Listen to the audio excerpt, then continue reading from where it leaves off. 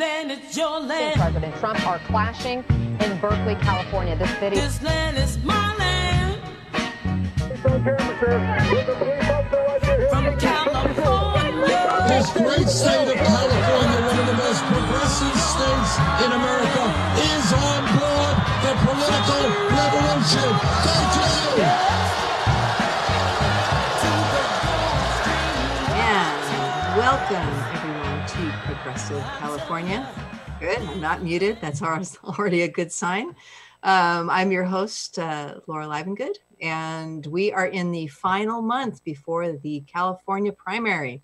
And we are going to be focusing very closely on the primary for our next few shows. And tonight we have Adriel Hampton coming back to be our guest to talk about what's hot, what's going on with the primary. Also talking a little bit about some of the social media marketing tools that he has been using to great effect. But before we bring him in, I'd like to have Joseph come on for a second and let us know what to do in terms of interacting with our show tonight. Joseph? Yes, this is an engagement broadcast, which means that our awesome viewers can ask questions through the YouTube chat. I'll be the chat moderator during Laura's talk with Adriel today. So if you want me to see one of your questions and ask it to our guests, either put the words question in front of the question or put my name at Joseph Sakata in front of it, and I'll make sure to ask it during the Q&A section. Fabulous. Okay. And now I'd like to introduce Adriel Hampton. Of course, we've had him on the show several times. Adriel is a political strategist with the Adriel Hampton Group. He's been working with quite a few groups and candidates on this election cycle. He works with them to provide growth and digital consulting advice for civic tech companies, progressive campaigns, and nonprofits. This has been a very exciting political campaign from you. Welcome, Adriel. Thank you for being on the show again. Thank you for having me, Laura. It's really good to be here with you and Joe. Yeah, we always have so much fun in the green room. We almost forget we need to do a show. I know. I hope I'm not all out of good ideas and thoughts on this one. Yeah. Well, so the purpose of this show is kind of do a little check-in, see what condition our condition is in for the California progressives anyway. I was wondering if you could maybe speak a little bit about some of the key races and hot issues that are going on right now, and really kind of guide us in what we can best be focusing on over the next month. Yeah, absolutely. Well, two really big things in California politics. The May 5th May 5th is the 1 month to our primary election. So it was yesterday. Tomorrow, the mail ballots actually start dropping, and Right. I've heard from at least one friend who is French but is a U.S. citizen that he had already received an overseas ballot while in Europe. So there are some voters already voting. There'll be a lot more voting next week, and we expect as many as half of the voters to cast ballots before June 5th. Right. It's also really interesting because California is moving towards a mail ballot system similar to that of Oregon, where they have all mail ballots. And 4 or 5 counties, including Sacramento County and San Mateo County, are doing all mail ballots. So anyone who's registered to vote gets a mail ballot. And then they have these voting centers, but it's very different than your neighborhood polling place. So you have to go to one of these vote centers, and you can go anytime, like weeks before the election. Right. And you can, update your registration, or you can drop your mail ballot, or you can vote there. But it is different to not have those neighborhood polling places in those counties. So paying attention to a lot of progressive races. And before I kind of jump into some of the candidates, I want to give a little bit of a backdrop. I think that one of the things that's happened recently in California that's really important is around housing. There was a bill by the Senator Scott Wiener, who's from San Francisco. It's called AB 827. And it was very similar to something that Jerry Brown had tried, which they call it by right, where you can basically, the state says, these are the zoning laws, and cities can't have their own zoning laws around housing. And in this case, AB 827 they wanted to be able to upzone dramatically around transit. Oh, yeah. Yeah, but the problem is for folks who care about neighborhoods and communities, if you go in and dramatically increase the land value by upzoning it, you end up with massive amounts of displacement. And the folks who are like, we just need housing above all else, we're really pushing hard, saying the state's got to build, the housing crisis is insane. So one of the really interesting things I've seen developing, and we'll talk a little more about this in specifically in some of the ways that we're using Facebook on Gail McLaughlin's campaign, we can see which issues are really hot with voters, specifically when they're in the news, how much are voters really responding. And voters are very much responding to the need for expanding rent control in California cities. There's a law called Costa-Hawkins that is, it makes it so that buildings built after 1995, when that law went into effect, don't fall under rent control. And so what you get is when a city like Richmond, California, or San Francisco or Santa Monica passes rent control, all of those new buildings aren't covered. And then you get people who can't move because as they grow, their family grows or they get married. They can't move because if they move and to a bigger place, they might see their rent go up by 4, 5, 8 times. Instead of what you want when you move is like maybe your rent goes up by 40% because you're getting a bigger place. And the only candidates that support Costa-Hawkins repeal, which is headed for the November ballot. So this is another thing that just recently happened, is the activists and organizations gathering signatures to repeal Costa-Hawkins. If the legislature won't do it, they're planning to go to the November ballot. So Gail McLaughlin is anti-Costa-Hawkins. I believe that Delane Easton has taken an anti-Costa-Hawkins position. And I would say that every candidate who has that position, who's in a city, not a rural area where it doesn't matter and where the heat you'll take over it wouldn't maybe be worth it, should be really making that a big issue right now. I can say that it's just that with Gail's campaign, we were getting like 20 to 50 times the response rate for any message about Costa-Hawkins versus our other messaging that we were. Interesting. Yeah. So election coming up, and in the green room we were talking about, we're going to have a lot less races to track after this, partly because we have, for example, in the Senate race, we have 3 progressives. And then maybe a liberal candidate versus Dianne Feinstein. 3 progressives and a liberal versus Feinstein, who just got endorsed by Obama. You have the race in California District 12 for Congress with 4 people running to the left of Nancy Pelosi, a Green Party member and 3 Democrats. And that race, a lot of these races, the scary thing is we could end up with Republicans as the second place finisher and not progressive Democrats. And that's going to make these races a lot less fun. It's a lot more fun when it's like a progressive versus a corporate Democrat. And that's kind of how the lieutenant governor race is looking right now. There's really, I would say, that Gail is in a really strong place, but she's one of 3. And only 2 can advance. One's a Republican who's spending millions of dollars self-funding. Another is a Democrat who's spending millions of dollars self-funding, and her father has put $5 million into a super PAC on her behalf.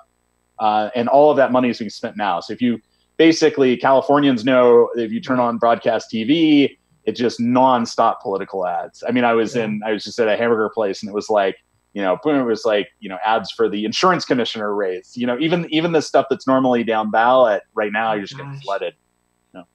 So glad I don't have a TV.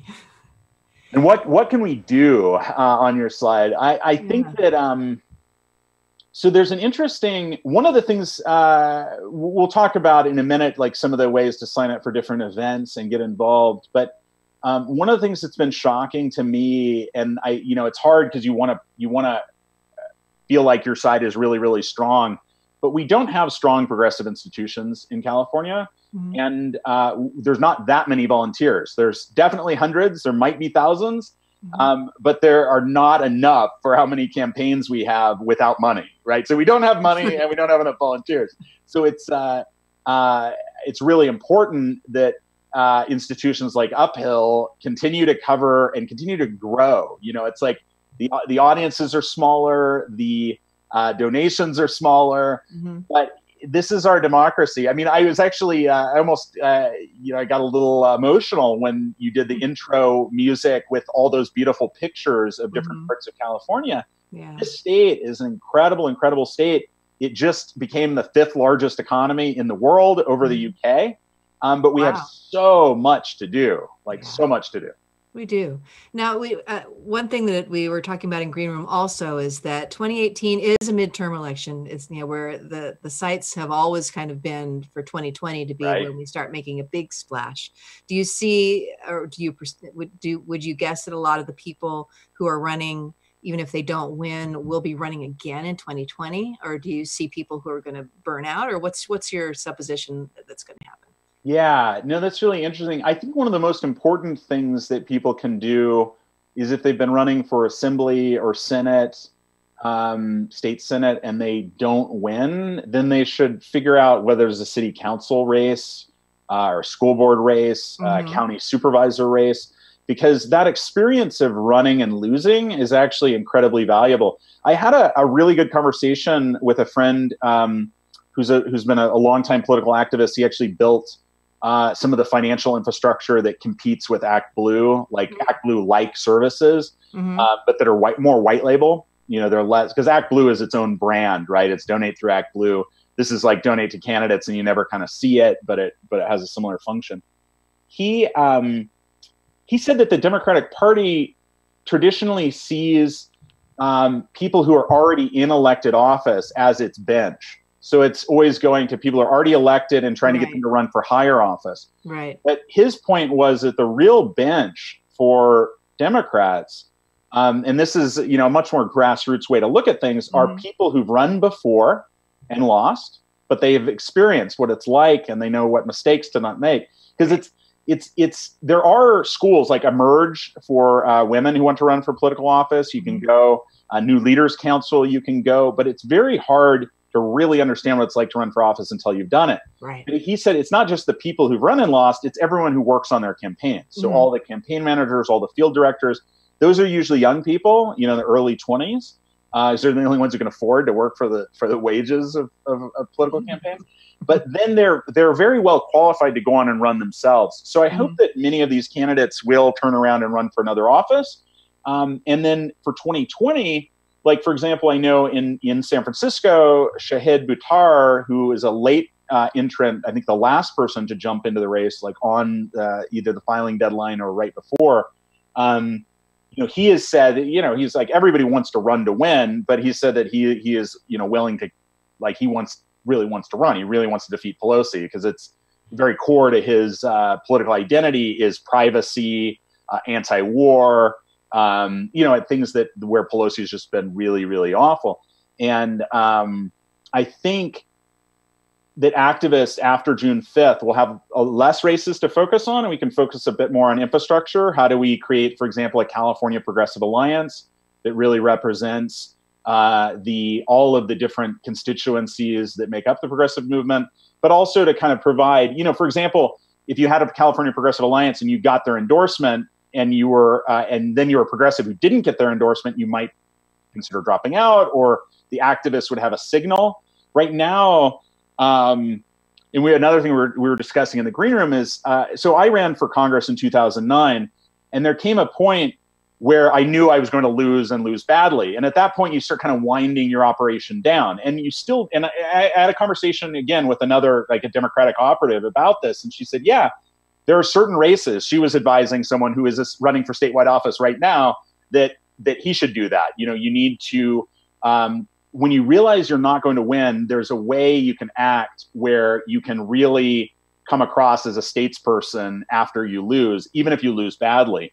The challenge is that everyone still seems to be running to win, and only 2 people can win these primaries. And there's, in District 12 and I think the U.S. Senate race are probably the biggest examples, but also the governor race. There's a lot of I'm going to vote for Delaney Easton. I don't think she has a chance, which, you know, people will probably yell at me for saying. But the problem, probably the biggest challenge right now for those of us who are working really hard to win races is that no one is bowing out. No one is saying, hey, we don't think we can win, but we want to, you know, we're still going to go out and do the speeches and do the debates and do the TV interviews.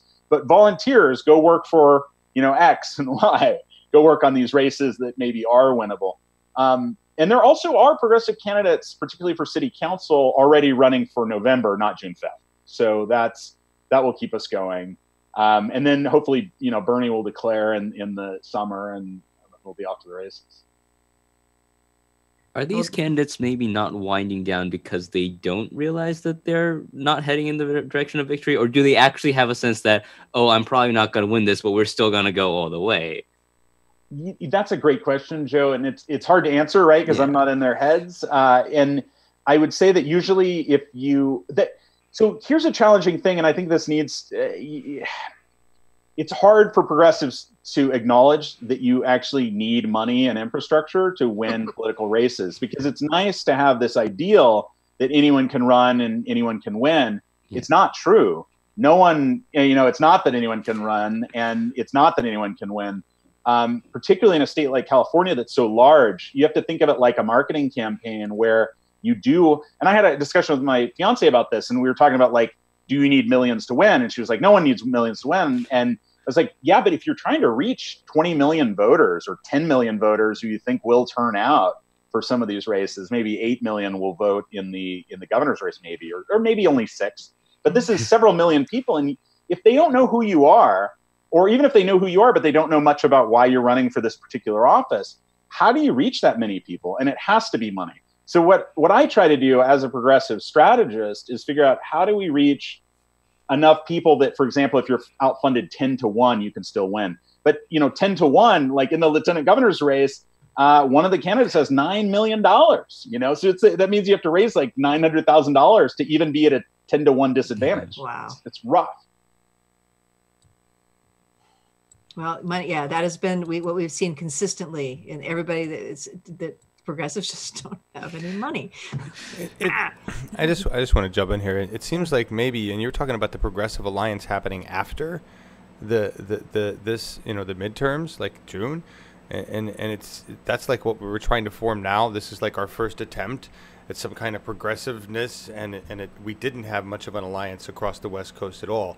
You know, certainly, you know, it's we're not congealed well.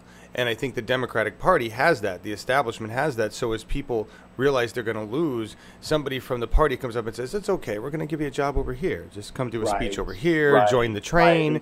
Or, you know, this guy needs an aide in his office, the chief of staff. Yeah. And like someone like David Hildebrand would have been picked up for an office already, you know, to work on policy within, you know, in somewhere where he could actually make a difference with his positions and his, you know, articulate nature and being able to deal with the press. We, unfortunately, don't have that. I think that, thanks for showing the picture of me with Nina Turner. It was really fun having Nina make a West Coast trip. She was in LA and then Berkeley and then San Francisco just last weekend. It's crazy. Seems like a year ago already. That's campaign time. Yes. But, you know, our revolution is not strong in California. They have a lot of chapters, and some of the chapters are strong. You know, we want these things to be. And what we're dealing with now, with a month left to go for the election, is more what the reality is and not what we're hoping for. I think that the big thing is to not get discouraged, to not beat each other up or eat each other up, you know, with some of these competitive progressive primaries. And then we will have some space after June 5th to coalesce. And also there'll be very clear leaders in which candidates emerge from the primaries. I hope there are some progressive candidates that emerge from the primaries. Well, and we'll free up a lot of volunteers that will be able to hopefully keep their energy up and disperse and go where they can help wherever that is. And right. And we'll be talking a lot about that.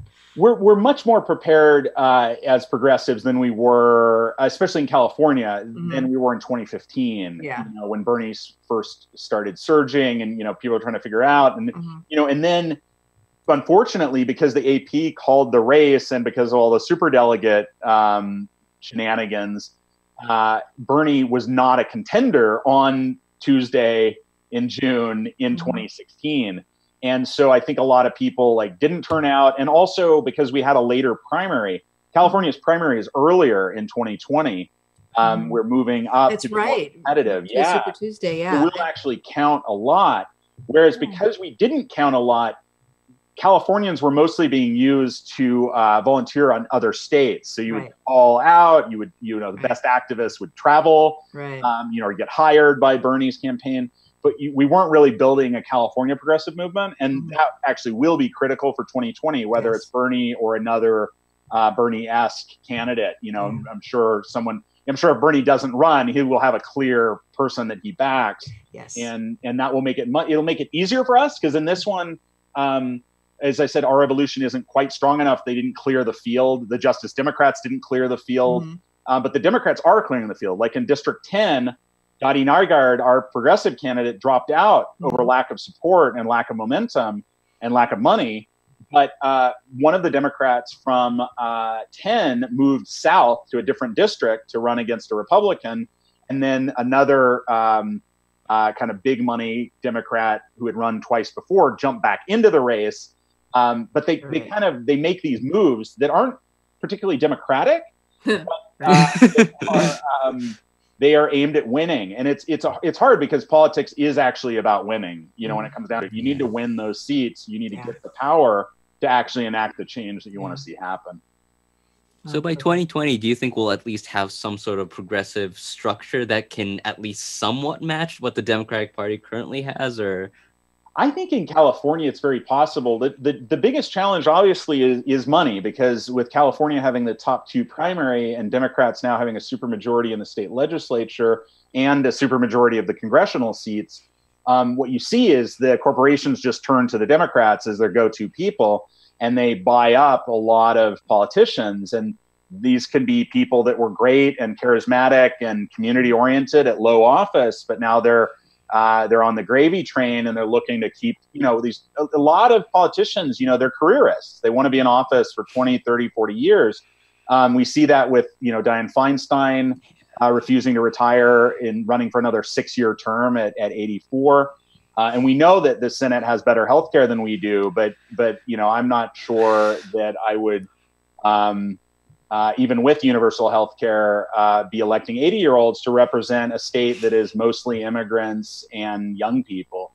Wouldn't it be, should you just get in the office and then resign and then have the governor choose her replacement? Is that how? So Newsom is definitely a Feinstein ally, and he is the front runner for governor. And there's a lot of talk that he would appoint someone like Adam Schiff or maybe Eric Swalwell.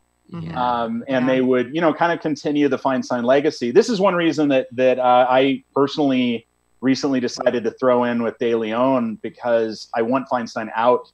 And I think that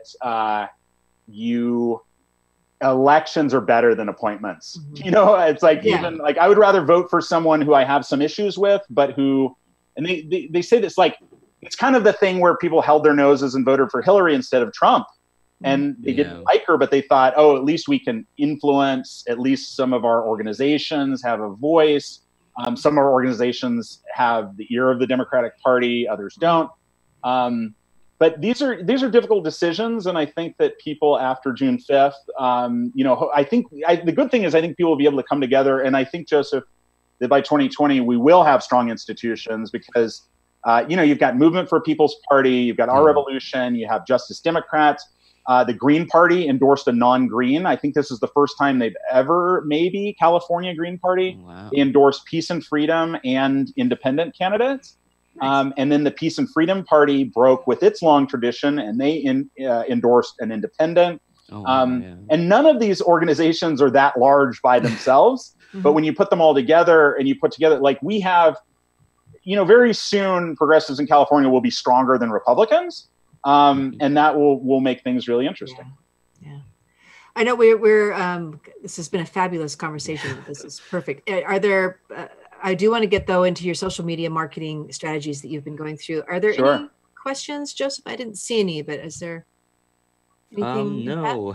Okay. I think everyone's just enjoyed the conversation. Okay. I do. Before you get to the yes, social media stuff, I just want to nail Adriel right here online and live and just say, so with the strategy to win, which I'm guessing has to be balanced out with a certain amount of democracy, right? What do we do with a race with just CD12? The CD12.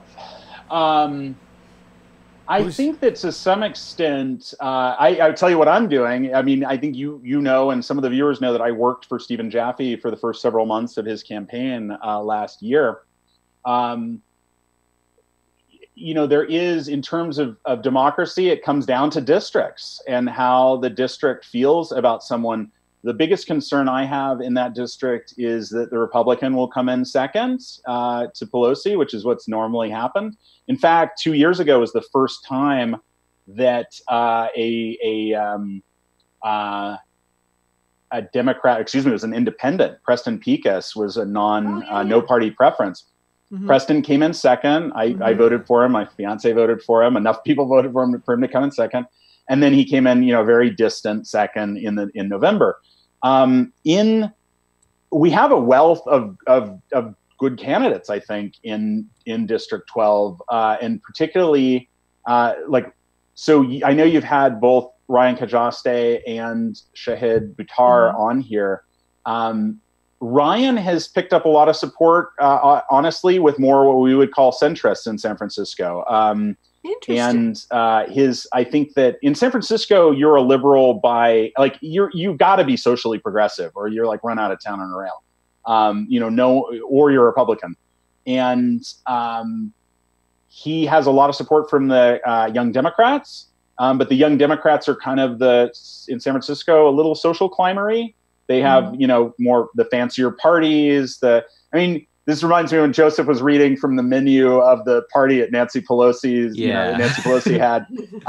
It's more like he did well at the California Democratic Party convention. He's not particularly popular with progressives, although he has gotten some progressive endorsements. Mm-hmm. And then Shahid Buttar has a history, he's a DJ and a privacy activist. He did some of these, they were called Burn Baby Burn parties they were DJ parties that were fundraisers for Bernie. He did one or two of those. He was like a guest DJ. And I'm just letting this race go to June 6th. And then if any of those candidates are left standing, I would be excited to help and support them. And it becomes much more possible when you have one against Nancy Pelosi, whereas right now you have four, I was just referring to the whole people should know when to bow out. And who should that be? And when? Who should that be? Who should that be and when? So you don't have to answer. In my experience, you do know that your campaign doesn't have juice. And I won't go into all the insiderish stuff because I try to be, fairly nice to other progressives. I think that so Jaffe's campaign is the weakest except for the Greens campaign. And does that mean he should drop out? I don't know. He's been running longer than anyone. He has more national name recognition than anyone else. But it goes to that point of Joseph saying, are there strong institutions? Or John saying, the Democrats would have made sure that two or three people dropped out, so you only had one. Because we have three Democrats running as progressives, and no one, saying, guys, we can only have one Democrat running as a progressive if we're going to beat the Republican. And so I think at this point in District 12, I think it's possible that someone will come in second who's not a Republican. But I think, in fact, what happened, Gail McLaughlin, the San Francisco Bernie-crats, both dual endorsed in that race. And it's because they wanted to recognize, Gail endorsed anybody but Pelosi, but named the three, the Green and Shahid and Stephen Jaffe. It's the idea that you want candidates who are progressives to grow and to get something out of experience so that when they lose, they will be able to come back again and do it all over again. So, you should drop out if you. Well, the problem is people won't drop out if they don't think people are going to support them next time anyway, right? Why not stay in? Right. So we kind of have a mess in CA12 where there's no strong enough progressive organization to narrow the field, and they can't. And also, a lot of the activists think that it's an unwinnable race. Unfortunately, it's like almost impossible to beat a Nancy Pelosi in San Francisco with millions and millions. Like, basically could have unlimited money. If she needed $20 million, she would be able to raise it. And that makes the race hard. So I think a lot of activists have kind of almost shifted their attention away from CA12 and just like, whatever those candidates do, if one of them makes it past the primary, we'll help them. But other than that, no one's really, not no one, but outside of their friends, I'm not seeing that the clubs are getting involved. There's a mayor's race in San Francisco too, and it's very, very contentious. Several strong candidates. One of them a establishment candidate, two of them very strong progressives, and others. And so the most of attention in CA12 is on the mayor's race. All right, so clear as mud. Thank you. Everybody. As a side I'll point, tell though, you, I could tell you if I was in charge. No. As a side point, though, how disliked is Nancy Pelosi in her own district? Like, I'm about to get to this, like, in my news segment, but like, how disliked is she in San Francisco, like her district itself? Well, or is she liked? I don't know. Yeah. She's definitely. So San Francisco is a very rich city, and it's gotten richer and richer and richer, which has made it less progressive. And you can imagine that if you're like happy, doing well in this rich city, you're like, hey, Nancy Pelosi is going to be the next speaker. I think San Franciscans love that. Progressive activists don't. She's, it's in her own city.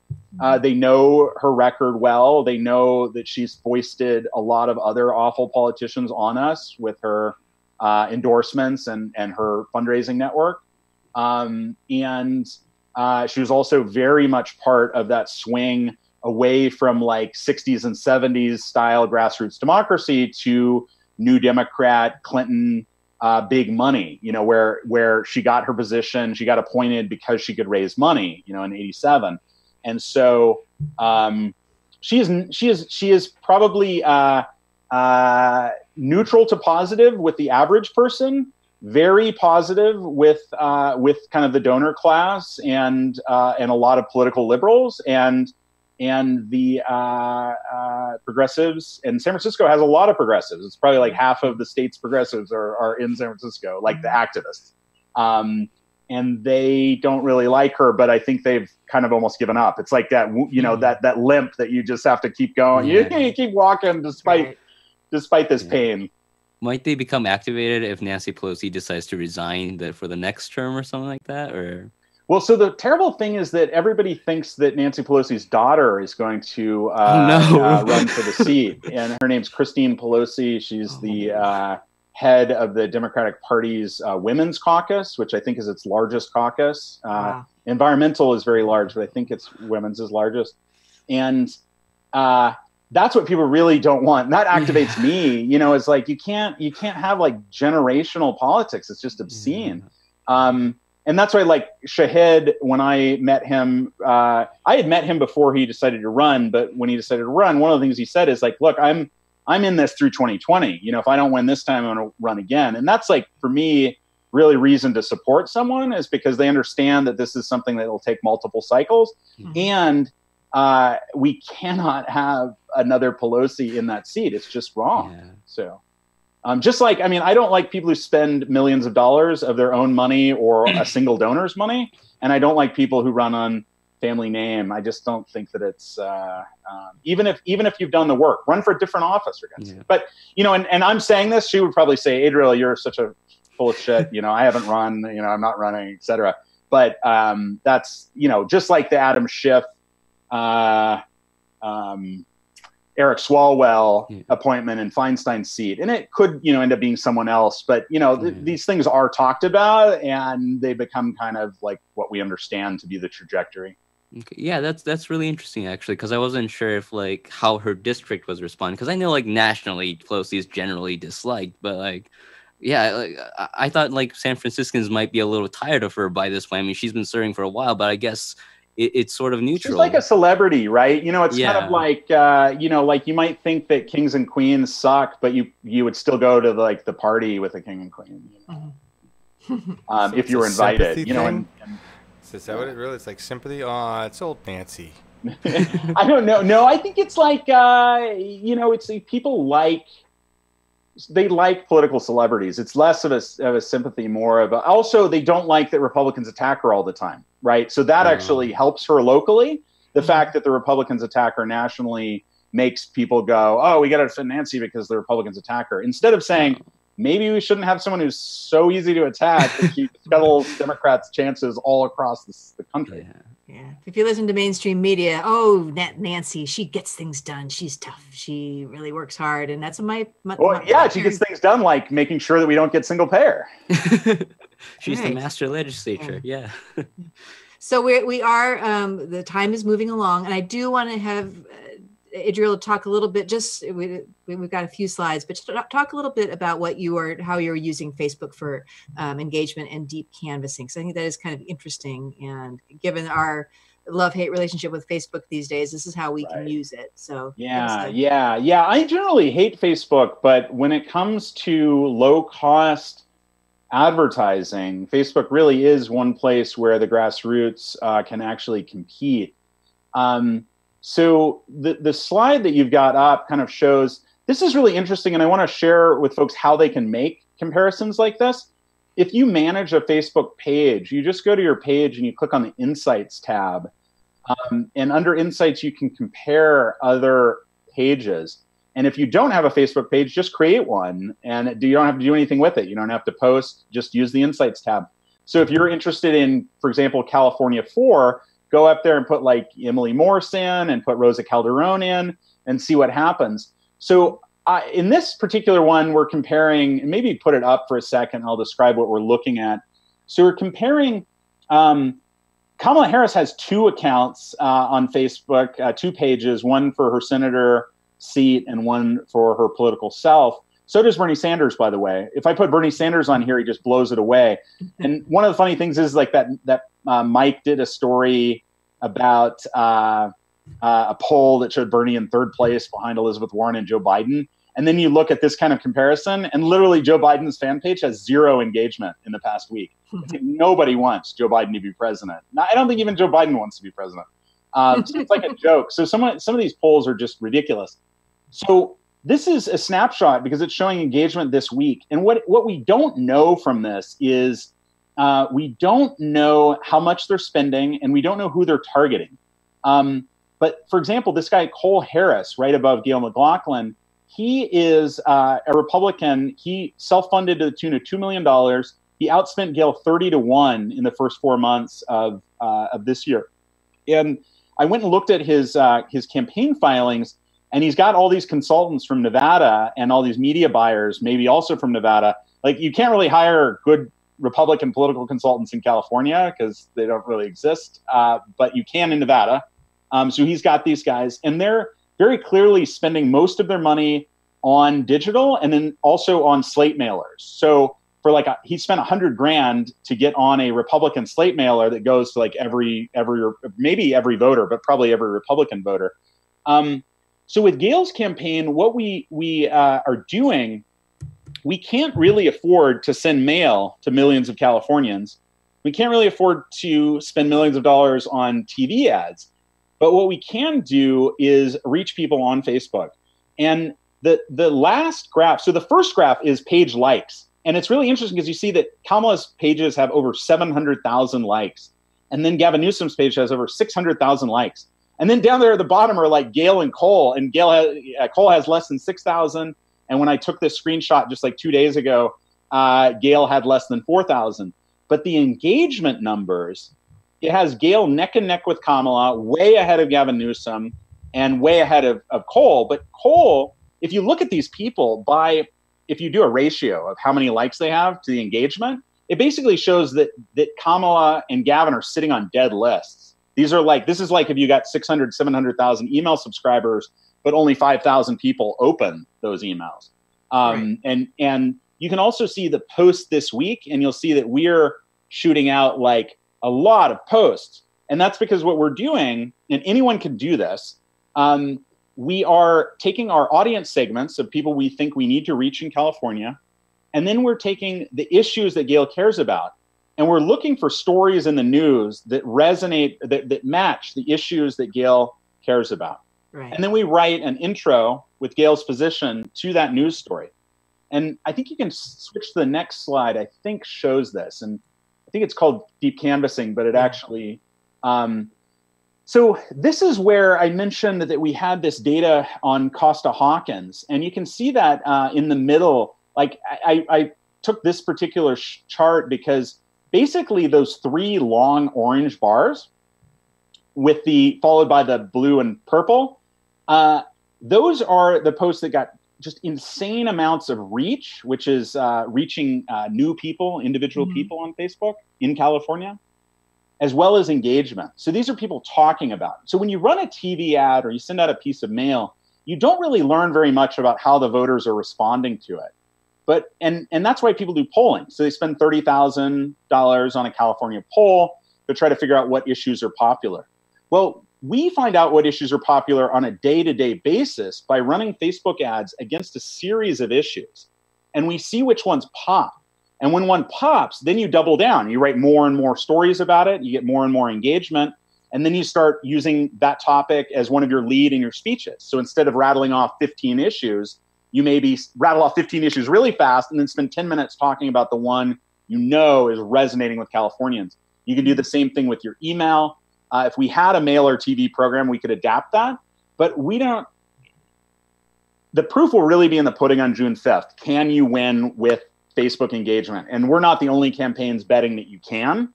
But it is a tactic that you use when you don't have as much money as the people who use TV. They always say that no one ever gets fired from a political job for buying too many TV ads or sending too much mail. But you know, if I'm wrong about Facebook, I crash and burn on June 6th.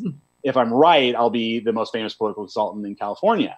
What kind of a budget do you have right now for Facebook? Yeah, so we're spending several $100s a day, but you can do this kind of strategy. And we started out, though, with only 75. And 75 across California gave us a really good snapshot of which issues were popular.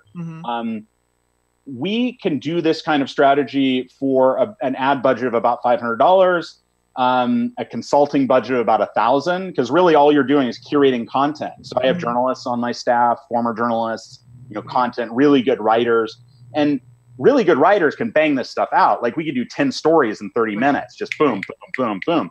And we're using, curation where we can see, we're using Action Sprout, which is also something anyone can use. And it tells you which stories are most popular, which news stories that other people are sharing. So then we put Gail's position on them.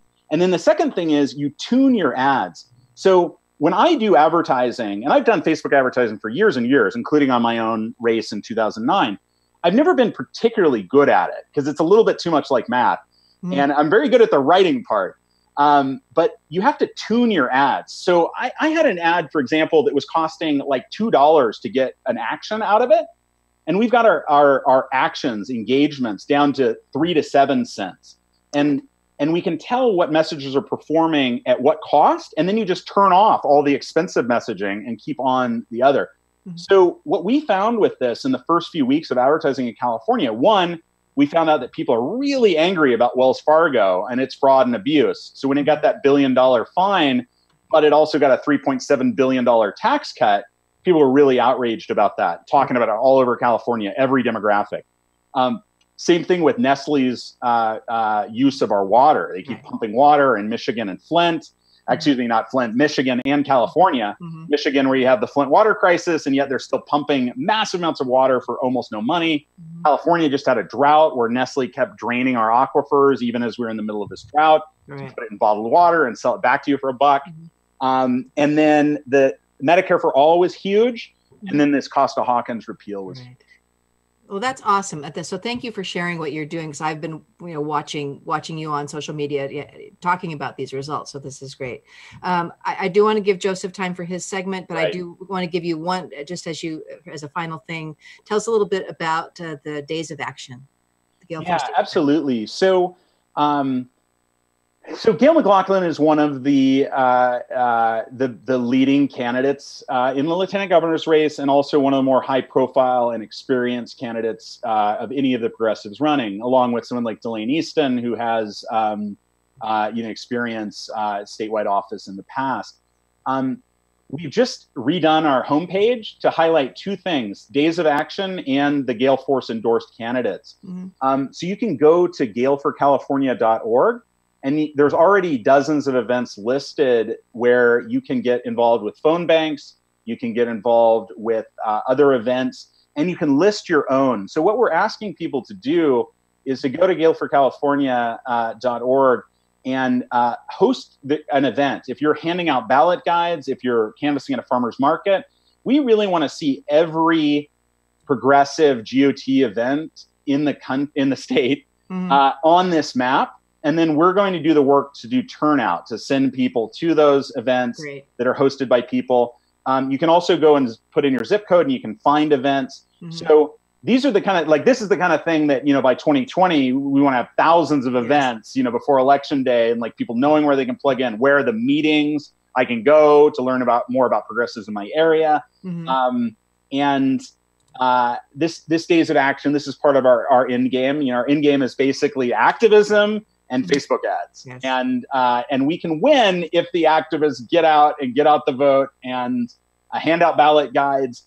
Sometimes it's best to forget, Gail endorsed more than 30 other candidates, I believe. So you gotta, don't think that your candidate is the only thing. It's actually about the movement. You can find on that homepage also other progressive corporate-free candidates who are running for offices of all types across California. Perfect. And the links for these guys, as always, are in the description of the video. Adriel, always an education to talk with you. That was awesome. I'd like to have you, back again as we get to the final days. We'll find some time to spend with you. But all right. Well, thank you so much. Thank you. For the good work. I think we're going to skip right past any little promos that I've got for UHM and go straight to the news with Joseph, because Joseph's got all kinds of things to talk about. Yes. Right? Oh, hold on. I'm probably going to cut the first one. So, John, can we just go to slide 19 to start off? Slide 19. Yes. Okay, well, in the spirit of all of that, let's talk about Nancy Pelosi. Yay! Yes, we all love her. She is amazing.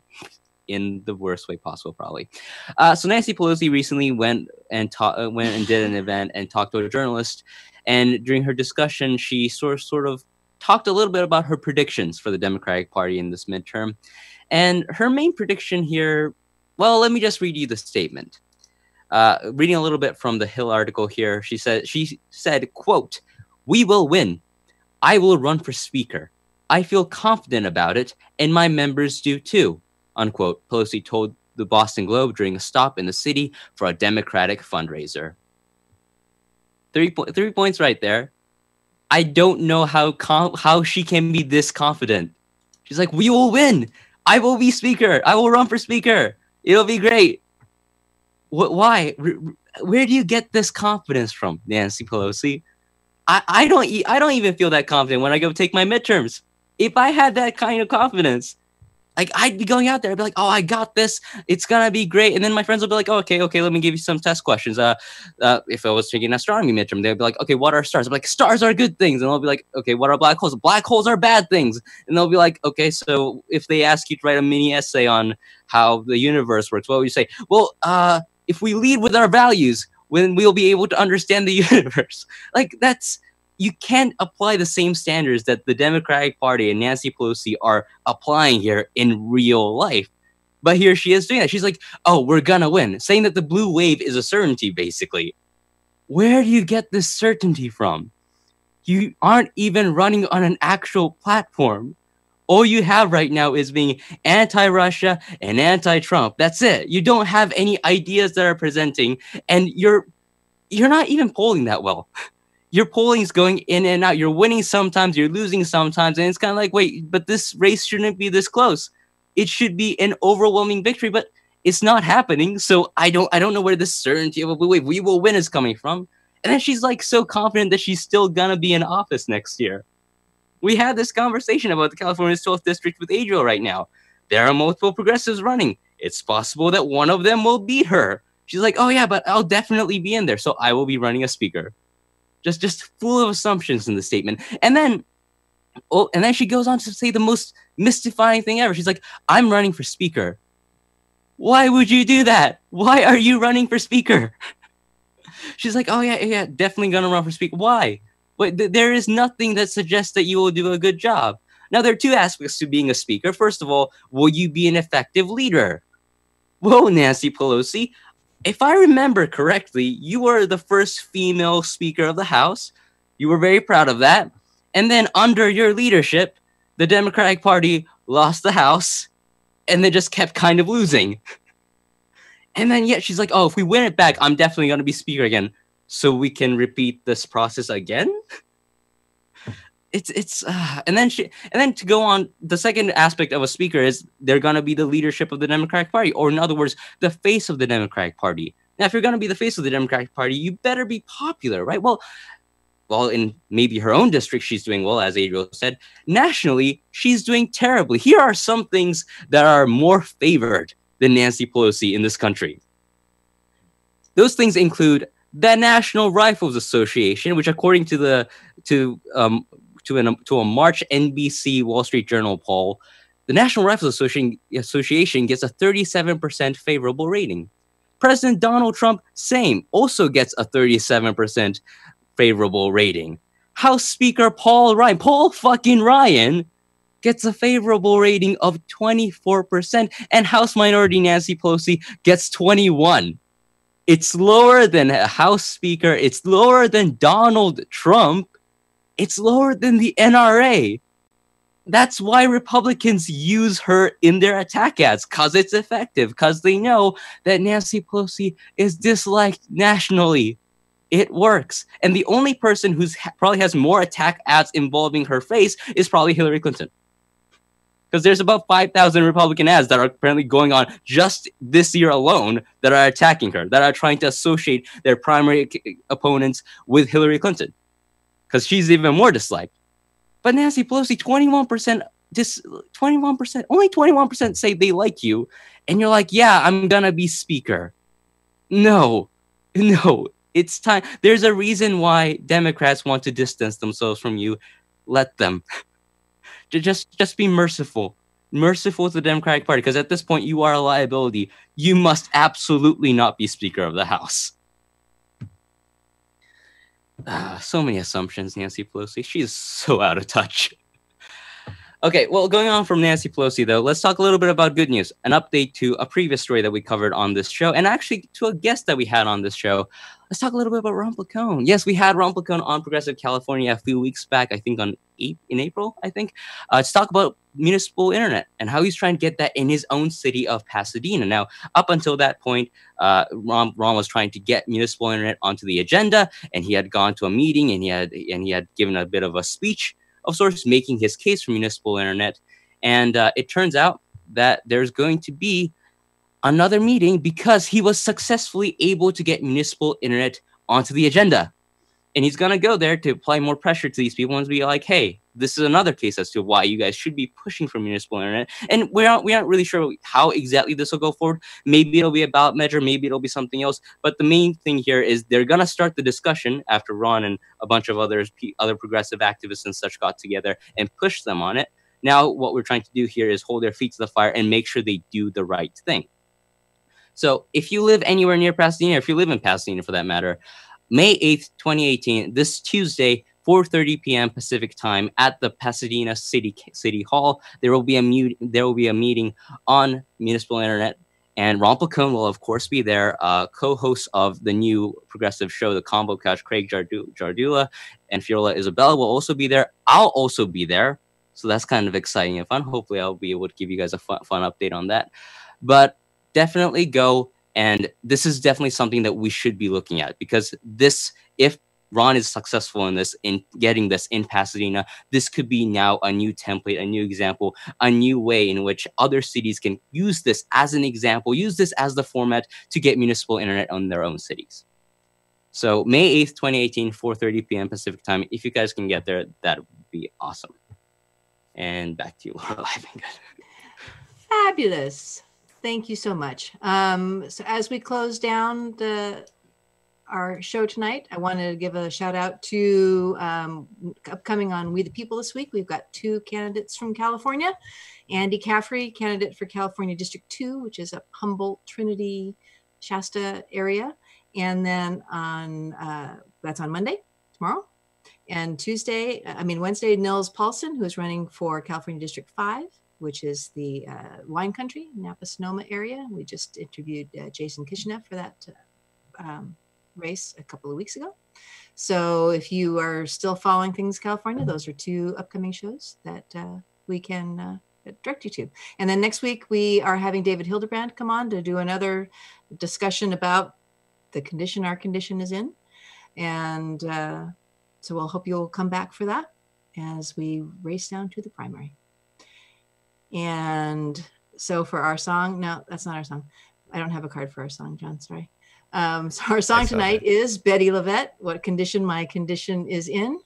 And because I just kind of fit with several things I just said. And thank you everybody for being here. 18 whole people watching. Wow. And hey everybody. That's a nice core group there. Yeah, it is. And we love you. And we appreciate that. Spending your Sunday evening with us. So let's just think about what condition our condition is in and keep on keeping on. And we'll see you next week. Thanks, everybody.